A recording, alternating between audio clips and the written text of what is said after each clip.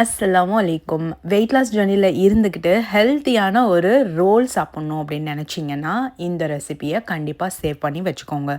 ரொம்ப சிம்பிளாக ஹெல்த்தியாக பண்ணிடலாம்.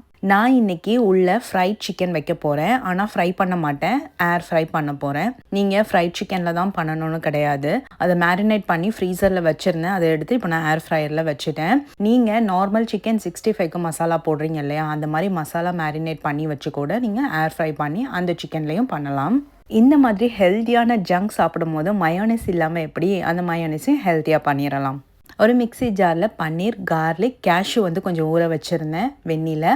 அது கூடவே காஷ்மீரி ரெட் சில்லியும் ஊற வச்சுருந்தேன். அதை சேர்த்துட்டு சால்ட்டு, ஹனி, மில்க் சேர்த்து அடிச்சிட்டோம் அப்படின்னா ஸ்ப்ரெட் ரெடி ஆகிடும். இன்றைக்கி நான் ட்ராட்டிலா ரேப் எடுத்திருக்கேன்.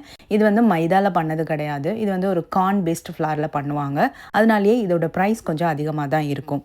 இப்போ ட்ராட்டிலா பேஸில் நம்ம ப்ரிப்பேர் பண்ணி வச்சுருக்க ஹெல்த்தியான மயோனைஸ், அப்புறம் ப்ரிப்பேர் பண்ணி வச்சுருக்க சிக்கன், வெஜிடபிள்ஸில் இன்றைக்கி நான் குக்கும்பர் எடுத்திருக்கேன்.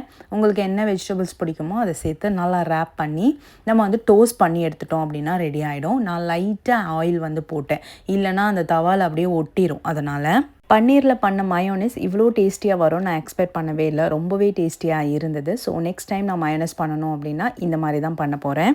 கில்ட்டே இல்லாமல் சாப்பிடலாம் இந்த ரேப்பு. கண்டிப்பாக இந்த ரெசிபியை சேவ் பண்ணி வச்சுக்கோங்க. உங்கள் ஃப்ரெண்ட்ஸ் அண்ட் ஃபேமிலிக்கு ஷேர் பண்ணி விடுங்க.